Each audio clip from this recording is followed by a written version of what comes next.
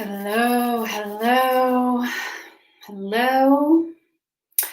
We are live. So, welcome into my space here where it is 11:01 a.m. on the west coast of Northern California, where we are being blessed with cleaner air than we've had. It's now had a little stretch of clean air. And welcome from wherever you might be sitting, whatever time it is, whether you are here live with me as I am speaking at the same time, whether you're watching the replay. I believe you're still in the room. Those of you who are joining live, I would love it if you would be willing to drop a comment and let me know where are you joining from, so we can experience again that wider web of what is the room that we're all in. This is the room that I'm in, my office here. Who knows exactly where you're sitting, but our wider room, right? We have this virtual space, but it's not just virtual. It's not just virtual. We are actually all, when we tune into something like this, again, it could be me talking, but also there are ways that we can tune in. We know that, for instance, large-scale prayer actually does have an impact, or we know that intention in this way, and it's not just sort of ungrounded, not connected to reality, but there is something actually about tuning into the same space and time with a shared intention. With a shared intention, that means that we do enter into the same space. And then it's also nice to know, where do those tendrils reach? So where are you joining from? And if you're watching the replay, you can do the same, like, hey, here for the replay, this is where I tuned in from. And that in that way, even if we're not in the same exact moment of time and space, that we share the room. We do actually share the energetic room. Thank you, Katie, joining from Montana. I feel very excited about my hair. I did it just last night on a whim. All my hair these days is really all on a whim, and then I don't know, I feel like I have like semi-punk rock, I don't know, Jackie O sort of called in when I put it up or something. So I think about, and this actually goes to this topic, right? I mean, I think we've probably all heard this phrase, the new normal, the quote unquote new normal, but all the way from the unknown, what will be the new normal, what's the new normal, and almost a hope sometimes, like, well, I can't wait, can we just get to the new normal, right? This idea of that there's going to be a place we get to where there's some solid ground that we could call normal. And we're going to call it the new normal because things have changed so much. And they have. I don't mean to diminish or belittle that, but this idea of the new normal, or even the idea of, like, can we get back to normal? So sometimes out of fear, like, oh no, is this the new normal? Sometimes hopeful, like, what is the new normal? Or curious, right? What is the new normal going to be? Sometimes afraid around, or even happy, like, can we get to the new normal, right? Looking forward to. Fear about what the new normal will be, how will it be imposed upon us? And even this idea of collective, it's even beyond its collective intention, but as you're coming into this room, as we do actually have shared focus or shared intention, even if we disagree, right? I might say things and be like, yeah, I don't see it that way, or I don't feel it that way. That's not my experience. But coming together in a certain way for a period of time does bring a collective energy. And I felt that. I lived in a monastery for several years and actually grew up in the same monastery. So I've spent my whole life returning to this place, and you can feel it. You can feel the collective impact of people coming and living and practicing and moving through these spaces and coming together in meditative practice. You can feel it.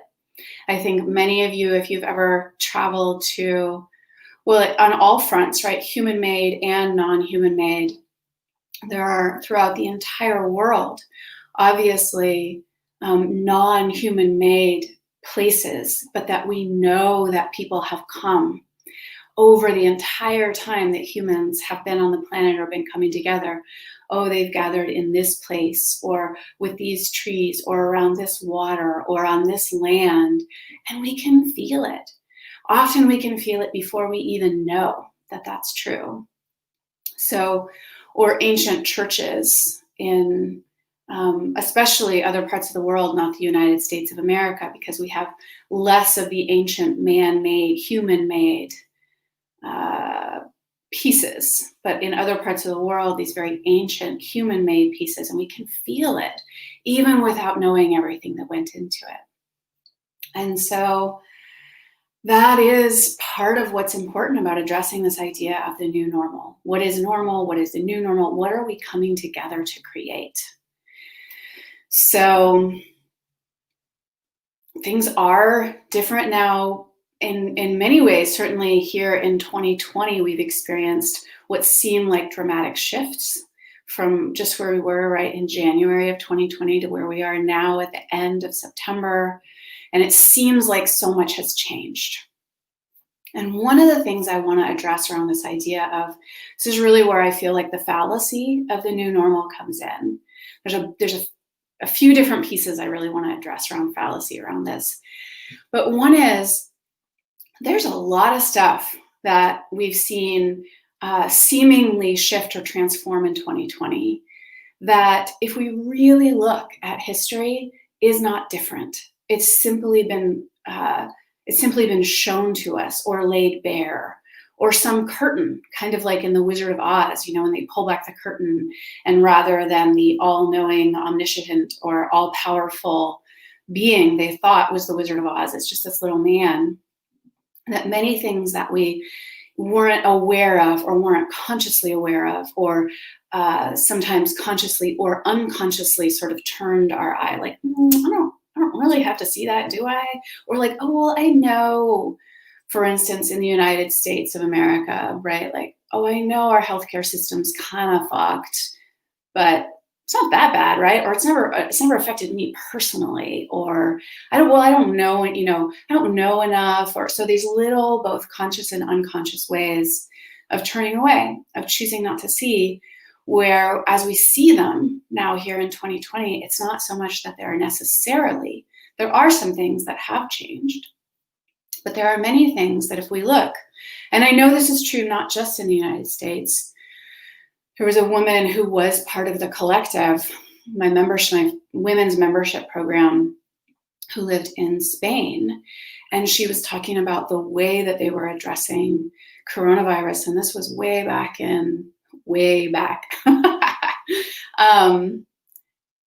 I want to say June, maybe it was in June or May.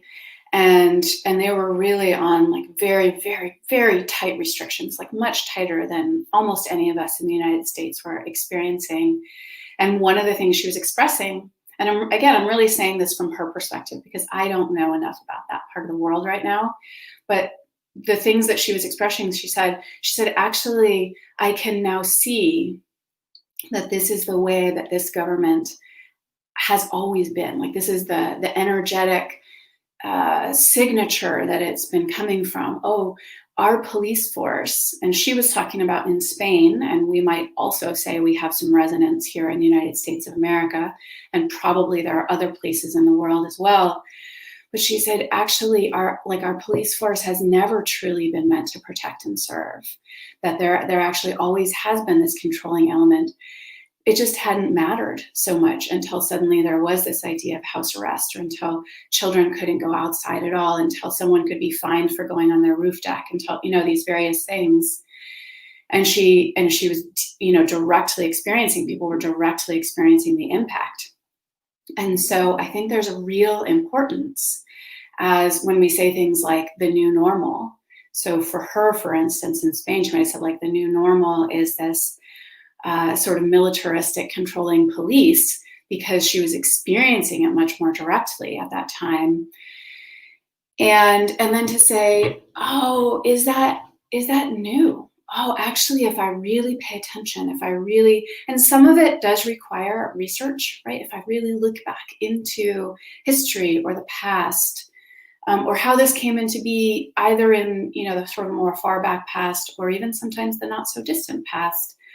Oh, this is not so new, but it's having an expression now that makes it more visible to me, or it's directly impacting me in a way where I'm like, oh, now I get this is a thing.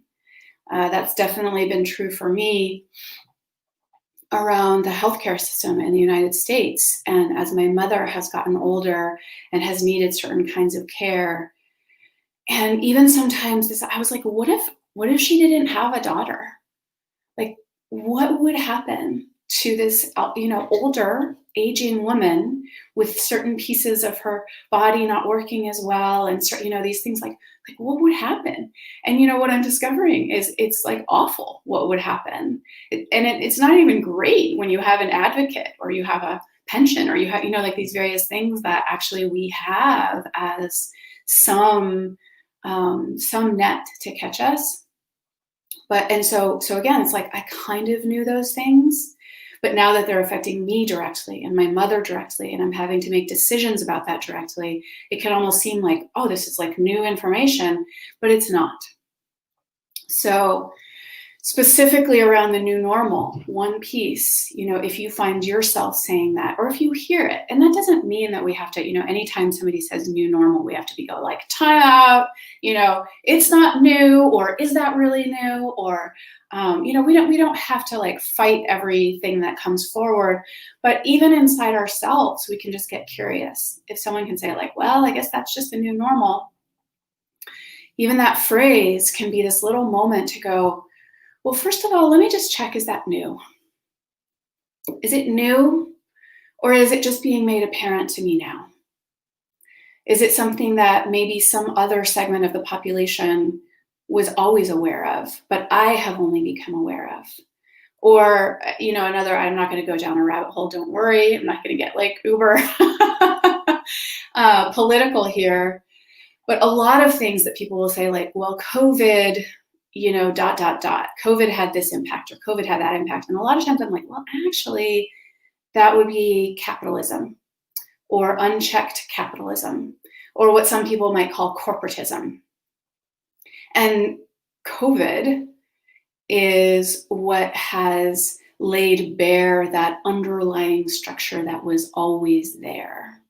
So, if you hear, oh, the new normal, well, I guess that's just the new normal, one very first layer of inquiry is like, is it actually new? And then the main piece I really want to address here is the normal piece. And that so many people, even who might consider themselves rebels or free thinkers, or not wanting to be constrained by things, many of us even can still feel that pull towards either, again, like maybe this is the new normal, just taking things for granted, or even hoping for a new normal. Well, can we just like get to the new normal fast so we can like just know what the deal is and then move forward from there? But if we really think about it, most of us don't want, like, we didn't like the old normal. It just looks good by comparison, right? Certain things have changed in ways we don't like. But if we really look, we're like, oh, well, like, was the old normal so great? Was it so great for me? Was it so great for many other kinds of people? Was it great for people who don't, look or think or act like me? What is this old normal that we're now we have a new normal? And do we even want the idea of normal at all?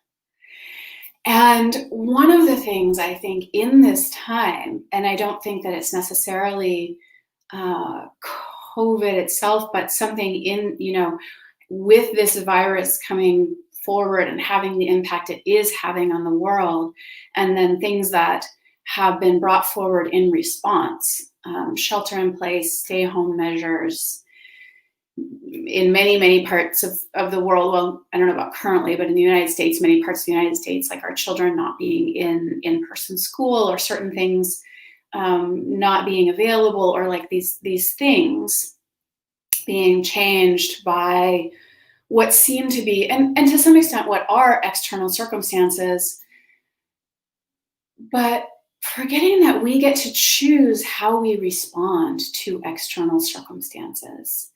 And that actually, I mean, I'm reminded, and I have shared this quote many times. There's a colleague of mine named Nisha Moodley, and right at the beginning of this, back in March, she said this thing that has become a quote, which is, "No, this isn't the best thing that could have happened, but it is happening, and we will make the best of it." And I think that's really important when we look at what might be silver linings, or things that we're actually grateful for from COVID, or from shelter in place, or from things shifting around all of that. When we can personally say, like, oh, I'm actually glad about this, is that we can still hold the wider view of, like, no, this isn't the best thing that could have happened. Because that's really disrespectful to people who have died, and people who have lost their jobs, and people, so many different things. So rather than like, gosh, it's kind of just happened for the best, which is a bit of a spiritual bypassing jump, we can still say, like, and these are ways that we're making the best of it, or there can be positive outcomes from things that we wouldn't say, oh, this is the best thing that could have happened, or, oh, I'm so glad that happened, or this, without becoming so self-centered, that we can just see the positive impact on ourselves, our own lives, our particular business, our family, or what have you, that we can still say, like, and something beneficial, this is something beneficial that has come from it. This is something beneficial I have learned. This is a shift that I'm actually grateful for. And one of the things that I have seen in that is that more than perhaps any other time in my lifetime, I really think, like, how we do things is up for grabs. We do get to choose, or it's more clear how that we do get to choose, because all the things that were set, that were the old normal, if you will, it's like the old normal was go to the office 9 to 5 or 8 to 5. The old normal was your children just go to school. The old normal was, just so many different things. The old normal was, this was what dating looked like. Somebody in my No Man Diet program, which completed, it went February, March to April. It went into mid-April of this year. And so we were in those early days of shelter in place, of stay home, and again, globally. So there were women in that program from all over the world, but we were having slightly different experiences in different parts of the world, but there were some similarities. And I remember one woman saying something to the effect of, like, well, what even is dating going to look like in the future? And I just remember, and the fierceness came not because I had any anger towards her, but there was this fierceness that was like, we get to choose. You know who gets to say how dating goes now? You, because you're the one dating. So if you want to date, you get to say. And similar to this idea of new normal, when we say, oh, is it new? Like, that has actually always been true. It's always been true that if I'm the one dating, I actually get to say how dating goes. And if I'm the one working, I get to say how working goes, which is not to say that there aren't consequences or impacts of our behavior, or, saying, like, given circumstances, I make these choices and I choose to receive the implications of those choices. But I get to say, I mean, I could, before all of shelter in place, like, one could have said, for me and the people who want to date me, dating goes like we don't see each other for 3 months, which is how people have been dating in shelter in place. One could have said that. Now, there might have been people who are like, I don't want to do that. And that's a consequence to making that choice, but we still get to choose. With work, this idea of, like, oh, we don't actually have to go to the office. Everybody doesn't have to be in the office all the time, all these things. Again, there's some positive to that being recognized at a larger scale, or what we might consider to be by the people who are in power. But I remember when I was in my early 20s and I had a job as an administrative assistant, right? Like I was like a low woman on the totem pole. I started as a temp, and I was working for a really big, at least national, if not international company. And I remember one day I realized, oh, I wanted to go. I was living in San Francisco at the time, and I wanted to go back to City College of San Francisco and take art classes. And rather than just say, like, well, I can't do that because I have this job, or say, like, I guess I have to quit this job and like figure out what to do, I just went to my boss and I said, here's what I want to do. And this is how I see it working. I'll come into the office at noon. I think it was 3 days a week at that time. And I know I can get my work done in the other parts of the time. And they said yes. They said yes. Now, it's not guaranteed that if you come to your boss and you have a proposal like this, that they'll automatically say yes, but it's the beginning of a conversation. And so many of us, for so much of our lives, sort of abdicate that responsibility. We say, I can't because, and we have assumed consequences. I can't because, or I have to, or else. And again, we have these assumed consequences. And it's not to say that sometimes what you think are the assumed consequences won't happen. And you can use that as proof, like, see, it's totally true. I can never share my feelings because blah, blah, blah happens. Or you can be like, well, that happened there. But that we actually still do get to choose. So it would be so easy to say that this young woman, not that comfortable in San Francisco, who'd only been working for this company for a couple of years and was at arguably one of the lowest ranking positions in the company. Like, did I have leverage to create my working environment in that way? Objectively, we could say no, but I absolutely did. Absolutely had that leverage. And I worked there for another 2 years while I went to City College of San Francisco and I took art classes and like, ta-da.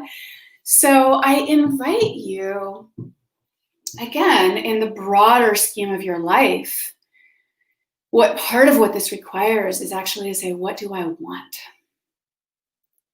And so many of us live in reaction to.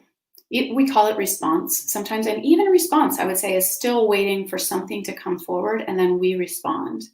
And there's a generative piece there where even before something comes forward and then we get to decide, like, do I want that? Do I not want that? Even beyond what we might consider reaction, right? Or habit response, that we could have a very nicely measured response, but it's still in response to something. This is what is offered and I get to choose yes or no. And maybe I get to negotiate, right? This comes forward and I can go like, well, what if it was like this? Like sometimes that's the broadest that many people have ever considered their realm of creation and choice in their lives, is that they get to negotiate around what's offered, rather than a truly generative place of starting from, and again, this can be taken to an extreme that becomes something like bypassing or like magical thinking. But there's a place where it is so valuable to come from true infinite possibility as the starting point for like, what do I want? What do I want in my intimate relationship? How do I want things to go with my children? What kind of schooling do I want for them? What do I want in terms of my home life? What kind of work do I want? What kind of work do I want to do? How do I want to be paid? Who do I want to work with? Where do I want to work? Where do I want to live? How do I want the world to go?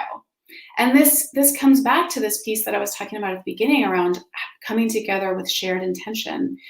Number one is that I do believe that we are each individually far more powerful and we have far more impact than we generally give ourselves credit for.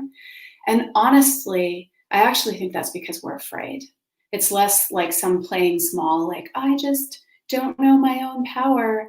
Like, actually, I think we kind of do, and we're afraid. We're like, oh, fuck. Like, what if I actually just turned it all the way up? Like, turned it all the way up.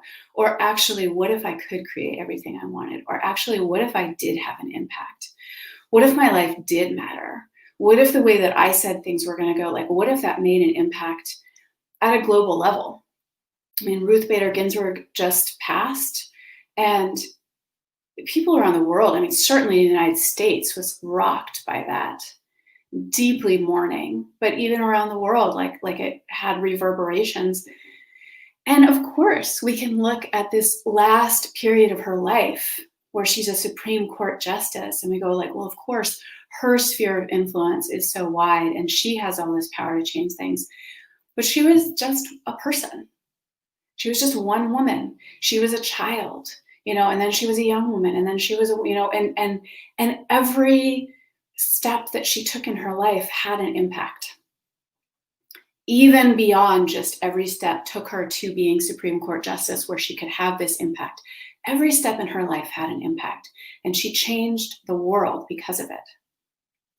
And many, many people have done this, whether we ever hear about them or not. So there are people that we will hear about, like my daughter and I were talking both about Ruth Bader Ginsburg and about Ruby Bridges, and about how, because my daughter's 7, so it's like, even as little girls, these who became these powerful women, but they made a difference in the world as little girls. And so these are some of the names that we know that are, largely speaking anyway, household names, and became figures, at least in the United States of America, right? Figures within our national history. But there are unknown people all around the world every single day doing things that actually change the world. And sometimes, of course, we change the world just by changing like our small little sphere of influence, or by making somebody's day, or changing the course of somebody else's day, or bringing kindness, or changing something in our small community. And sometimes those, what seem like small changes, have major, major, major repercussions, because every river, I just spent time on this land near Mount Shasta, and some of the water that runs through that land, it starts a little farther up, not on that actual land, but it runs through, and it's a river for sure, but it's small enough that one can get in it, and or walk across it, dam it, and make a little pool. And that water becomes the Klamath River that runs to the ocean. And so we know that something that impacts that bit of water close to the headwaters actually has major impact way down where the Klamath River is huge, and way down where it enters the ocean, where all the water comes together. And truly, truly, as human beings, we are like that too. That it's enough. It's enough if all I do is, make one person's day better. And we never know how that then impacts them to impact somebody else, or who they are and what their sphere of influence is. So I think it's important to always remember, as we, I want to say, as we create the new normal, like fuck that. First of all, let's say that the future doesn't have a normal, that there isn't something that we're comparing, like, well, how does this compare to normal, an old normal or a new normal, or any like let's just completely throw out the idea of normal at all. New or old or future, whatever we want to call it. Let's just throw out the idea of normal and say, what do we want? Like, who am I and what do I want? And of course, inside that, right, it can become incredibly self-centered. It's has the potential to go like, well, who am I and what do I want?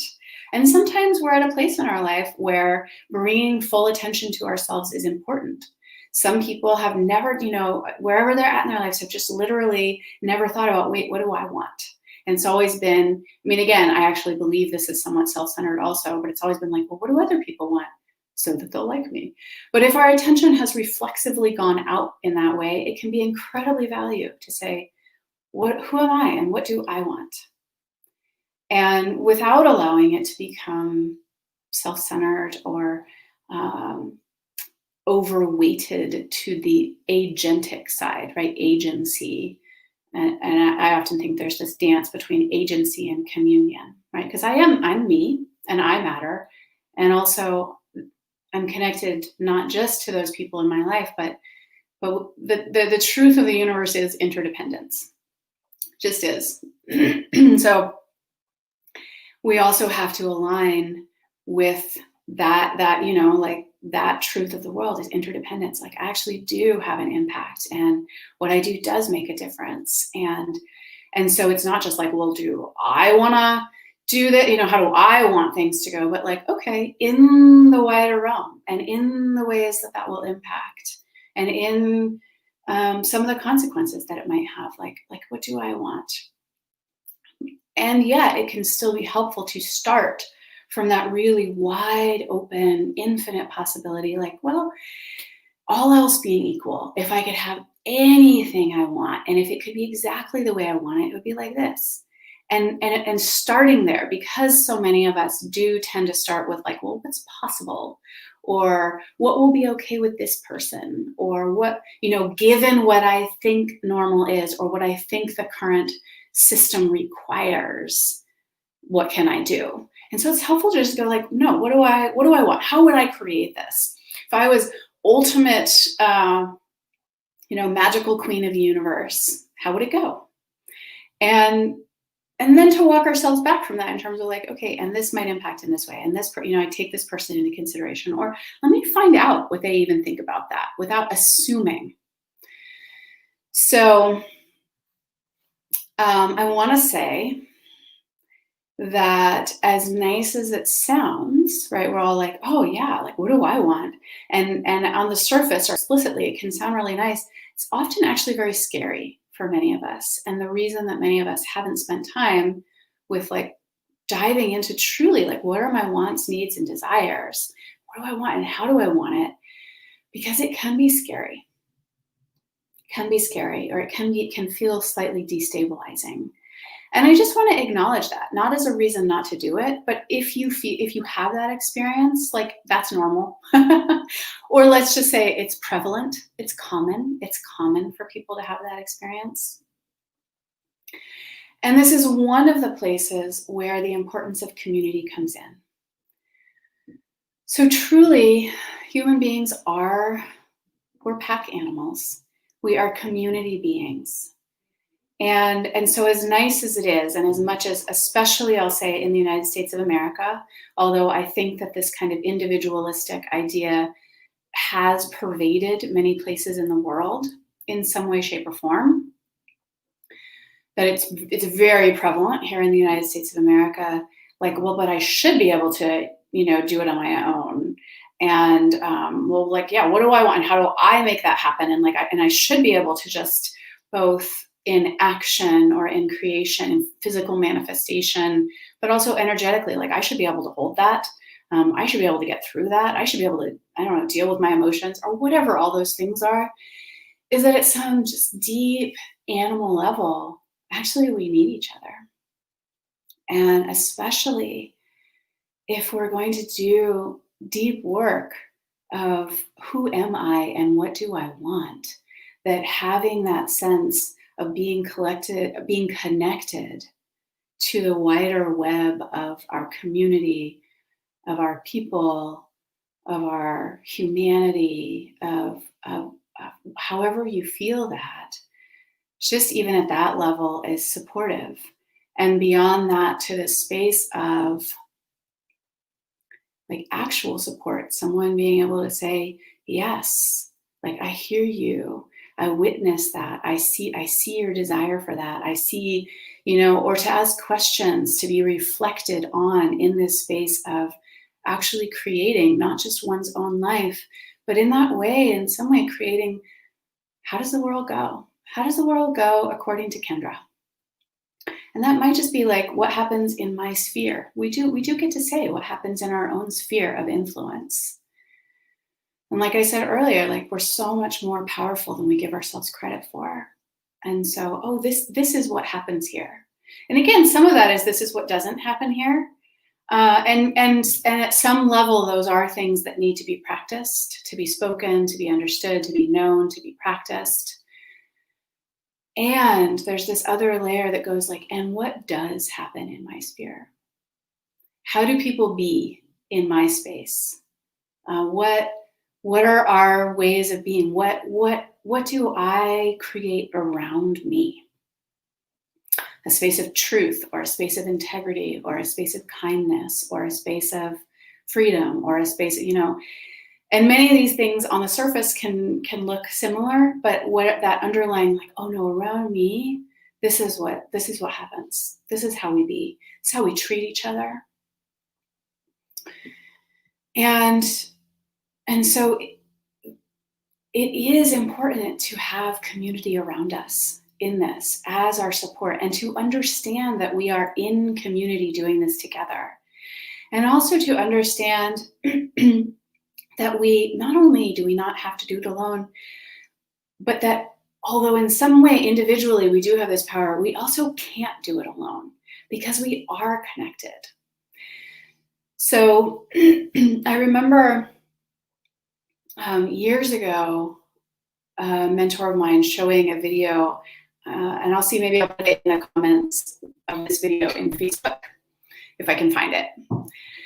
But it was called, I think it was actually even called The First Follower. And it was talking about that, we often will put attention on the leader, like the person who does the thing, but that actually so much of the importance is in the first follower.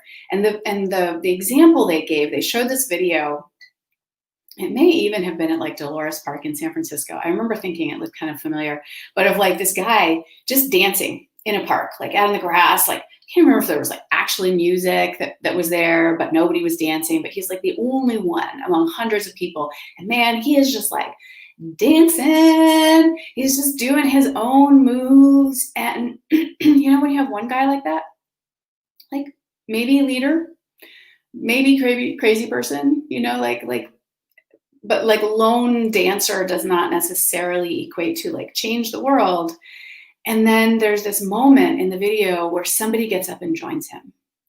And it takes a while. So he's just like dancing and nobody. And you don't know, are people like, are they judging him? Or are they just too shy to go join? But for whatever reason, it's just like him just dancing for a pretty significant amount of time. And then as soon as this other person joins, and they go somewhere near him, and they're just dancing too, and then there's two of them.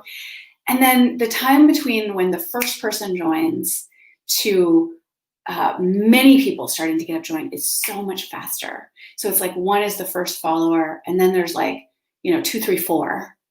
And then after that, it's just like, 10 more people all join at once. And so in community also, we get to do that together, because I can say, hey, let's do it this way, or like, this is one of the options.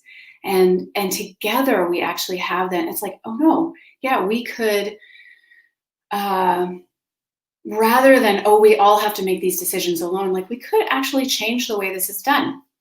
And there are so many things, right? I mean, there have been people who have been working around the idea of, for instance, defunding the police for a long time. But look at how that's just taken it to a much wider cultural conversation just in the last several months in the United States of America. Even this idea with Ruth Bader Ginsburg dying, there's this idea of like, wait, why do we have 9 Supreme Court justices? Like, could we have 10 or 11? It's just sort of like, oh, right.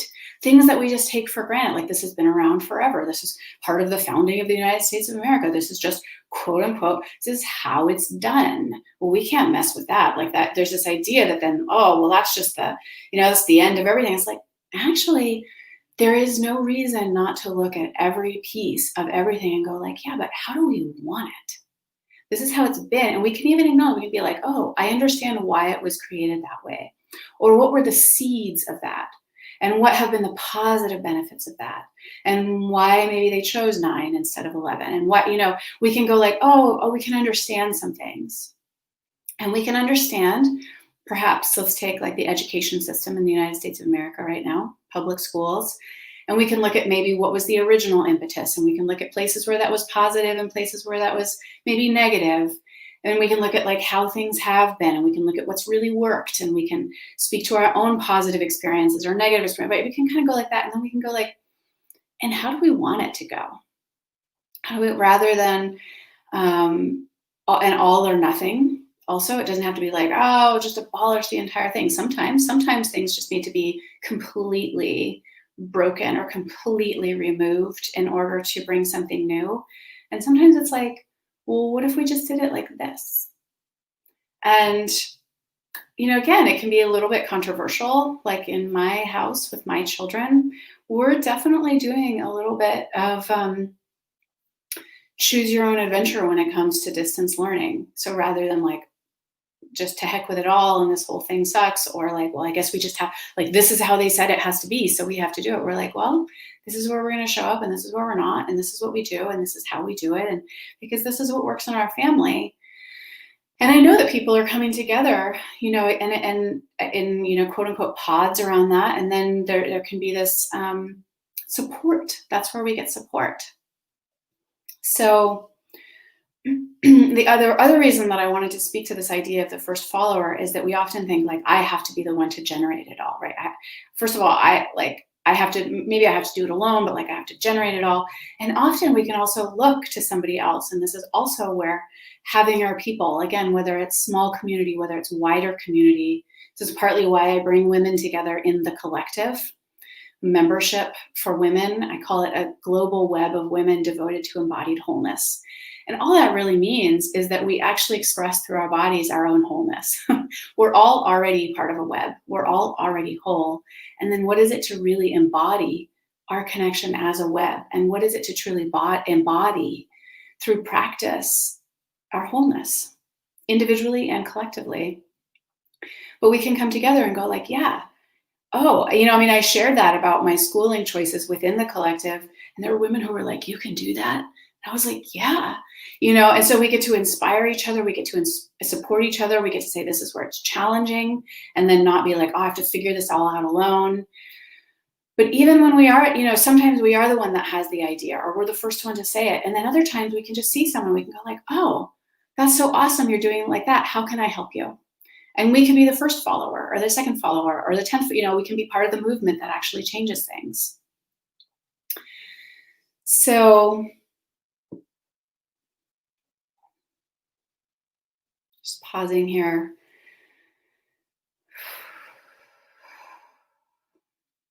As I come into the space of wrapping this up, just really reiterating. I think one of the main things around the fallacy of the new normal is, first of all, that there has to be a normal. Every time we say that, and again, this is without shame, blame, or judgment, but every time we say the new normal, we reify the idea that there is a normal, that there's a set way. And every time we don't question when we hear like, I guess that's the new normal, or what's the new normal going to be around this? Or do you want this to be the new normal, right? This idea, even the idea of challenging certain things as a new normal, rather than the idea of that there's going to be a normal altogether, reifies the idea that there will be some normal. And of course, there's some value to systems. They provide stability. But, even it's like, oh, the new normal is like, we can't gather. And rather than looking at like, oh, the new normal is we can't gather because of COVID, we go like, well, how do we gather? That actually takes the wider web, that takes our responsibility to community and to the collective into consideration. So asking how do we do that? Not can we do that? How do we do that? What do I want? And how can I make it so? Not, am I allowed to do that? Can I do that? Is that okay? But how? How could this work? And once again, this is this place where having a community can come in and go, I don't know how to do this. Do any of you have any ideas? How can we do this? And that really becomes an access point to creating things in a more beautiful way, like truly seeing with vision rather than in response to, but with vision, what could be created? And then how could we do that? How could we do that feels good? How could we do that respects our interdependence? How could we do that won't get us arrested? I don't, whatever. And sometimes not, obviously, you think about the civil rights movement, like sometimes there's value in being arrested. I'm not advocating for that for any of you. So I wanted to read this quote that's by Antoine de Saint-Exupéry. I believe that's probably a butchered pronunciation, but close enough. He was French. He wrote The Little Prince. Many of you might remember him that way. But he had this quote. He said, if you want to build a ship, don't drum up the men, or I would say the people.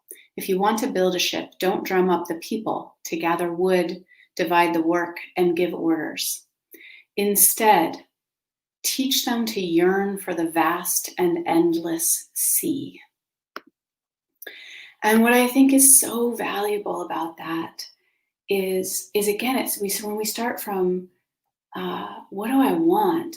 Often, again, in this idea of we don't really want a boat. What we want is the vast and endless experience of the sea. And then we're like, oh, this is how I have to do it. So then we go like, okay, let's build the boat, rather than like, oh, this is what's possible. So when you come into that place, like how do we really want things to go? How do we want to treat each other? How do we want to act?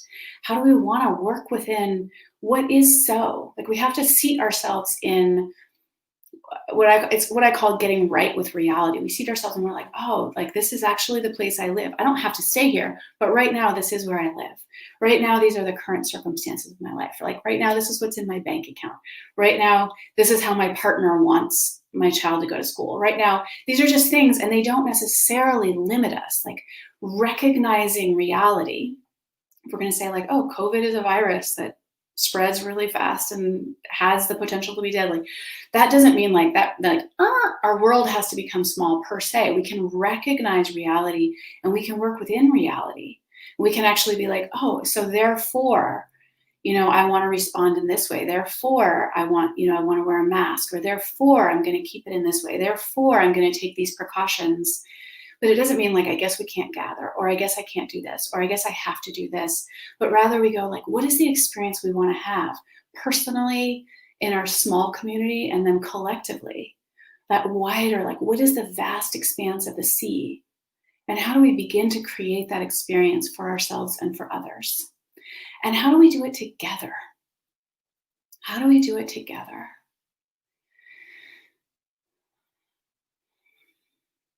And especially that idea of, I think so often if we do have a vision in that way, right, of the vast expanse of the sea, and then we think like the only way to get there is a boat. And so we start getting down to the minutia, right, telling people what to do. But there's a chance that if I start to say, oh, like the vast expanse of the sea, or this or that, I start to speak the vision, somebody else might even have a better idea. Or they might have a better idea of how to get there, or how to have that experience, or how more people can have it, or how, right, somebody else. So when we have an idea in that way, or we have a vision, or we see like, this is how I want things to go. This is important to me. This is a value.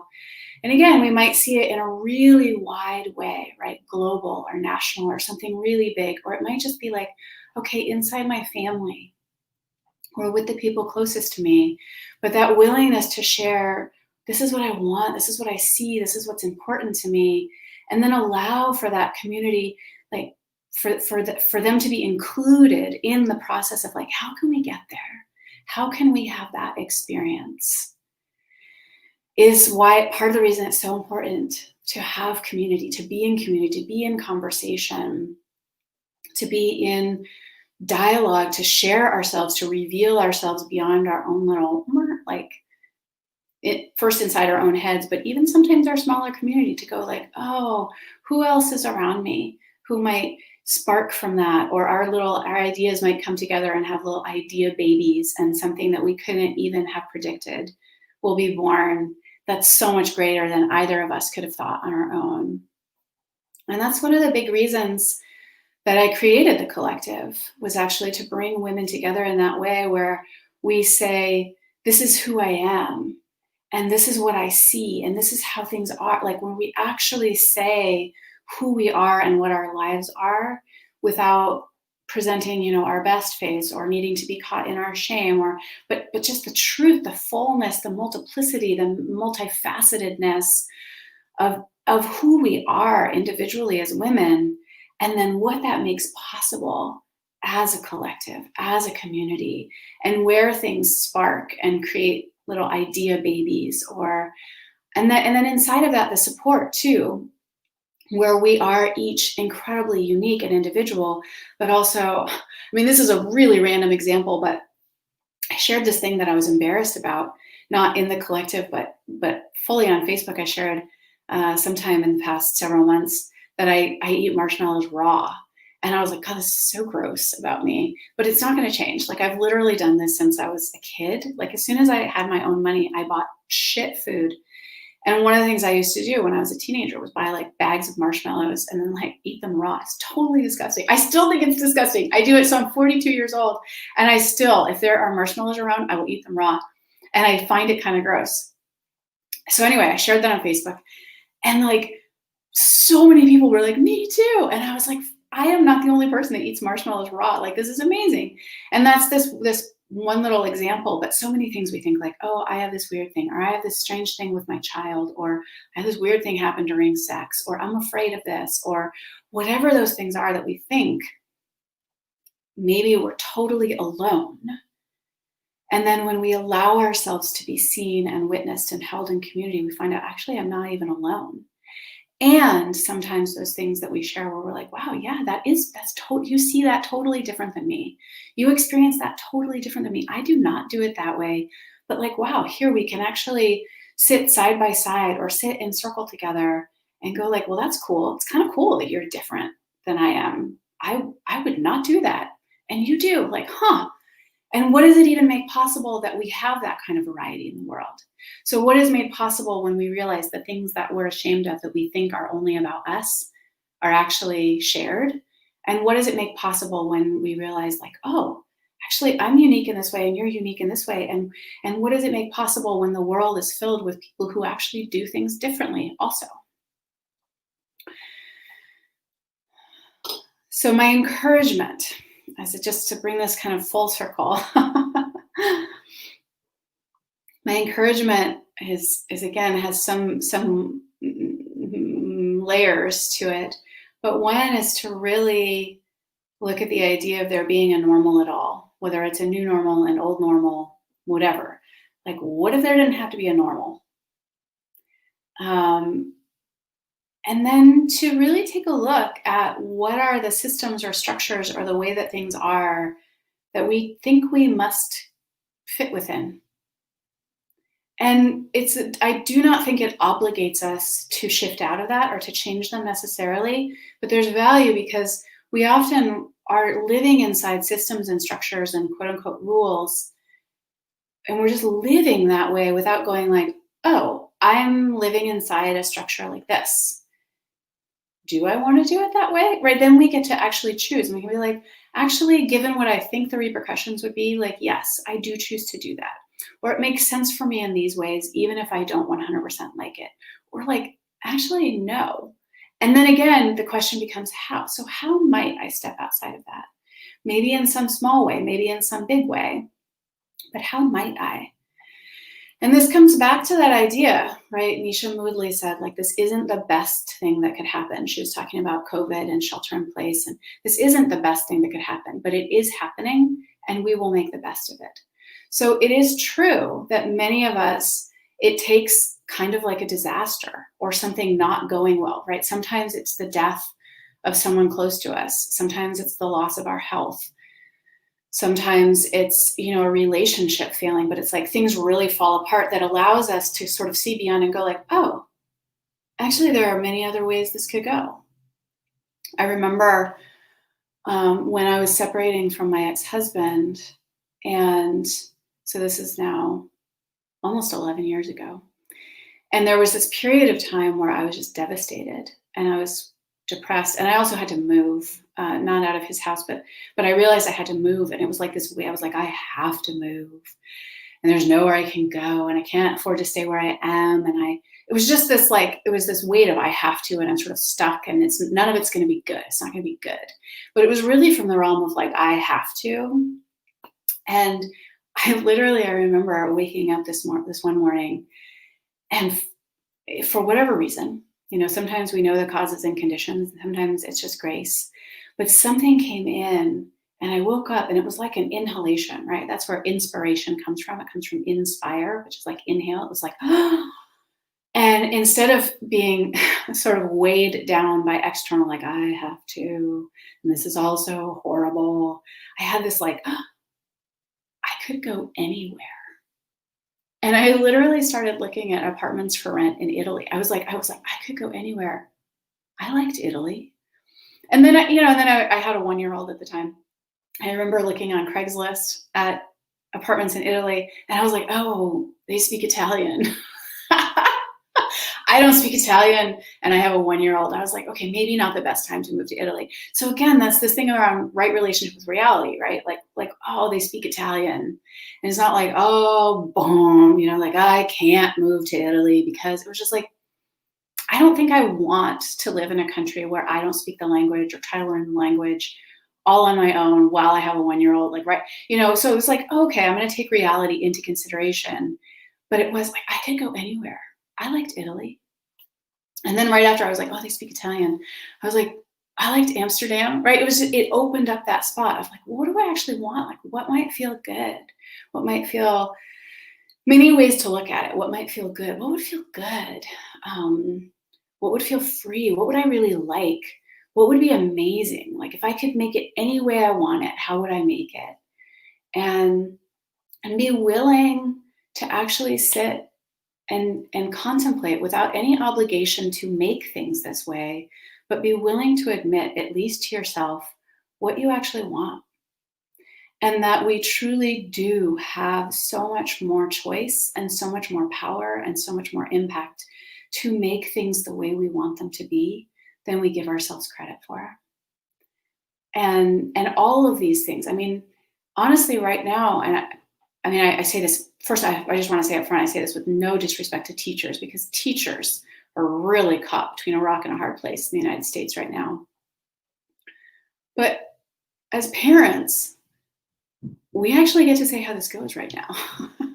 With this whole schooling situation, it's not just like, well, are they allowing us to do this? Are they allowing us, like, is it going to be like this? Is it going to be like that? Do I have to do this? Do I have to do that? Like, we actually get to say, I'm going to be totally done in 2 minutes. I promise. That's my daughter. So being willing to admit what you want, and then being willing to share it in some way. And for those of you who are interested, I invite, first, basically I would say just find out like who do you want to share it with? Who's around you? How do you bring your people closer? And who do you want to be your people? So often I've had people, and this has been consistent in the last 20 years that I've been working with people around relationship, is this idea of like, oh, well, those kind of people don't exist here. Or we're like, I can't do that here. Or, none of my friends want to do this. Or the moms at my school, blah, blah, blah. Like this kind of categorization. And consistently, the people who work with me regularly are like, oh, like that's what they realize isn't true. It's not like, oh, I found the right people, but that they allowed the people in their lives actually to be the people that they wanted them to be. Oh, I started revealing things to the people close to me, and I found out they actually did want to know about me, right? So it takes a risk. It's a risk. But I invite you to take that risk. But sometimes, we look around us and we go like, oh, like this mom at my school, or this man that I keep running into at the coffee shop, or this like I actually want them to be a person in my life. And that risk, again, like, oh, this is one of the people I want to be my people. So who are your people already? Who do you want to be your people? And really creating that kind of community where we go like, and how do we want it to go? How do we want it to go? And how do we do that together? And for women who are interested, I really do believe that there's this incredible power in connecting in this global web way, recognizing we are already connected, and that the collective is an available place where there's already some structure and there's already ways to connect. And it is also, pat myself on the back here. It's not really mine to brag about, because these women are extraordinary. They are extraordinary, extraordinary women. And so especially if you're, a powerful woman that doesn't, like, where are my other powerful women? Or I have a big vision for my life, or I don't, I have this wide vision, but I'm not quite sure how to make it happen. Or who are the other women who want to do this with me? And I want to be my sexy, sassy, playful, scared, all the parts of me. I want to be all the parts of me. Like, the collective is the place for you. So I'll put the link for that in the comments as well, because I invite you. You are welcome. That space is there. But even more so for all of you is to say, like, who are my people and who do I want to be my people? And how do I begin to share and create in this way? Because fuck the idea of the new normal, for sure. Absolutely fuck the idea that it's going to be given to us from some external source and then we just have to go along. Absolutely not. Fuck the idea of normal at all. And let's create this together. Now is the time. It's been 2 minutes. Oh, it's been 2 minutes. All right, sending you much love. Ciao.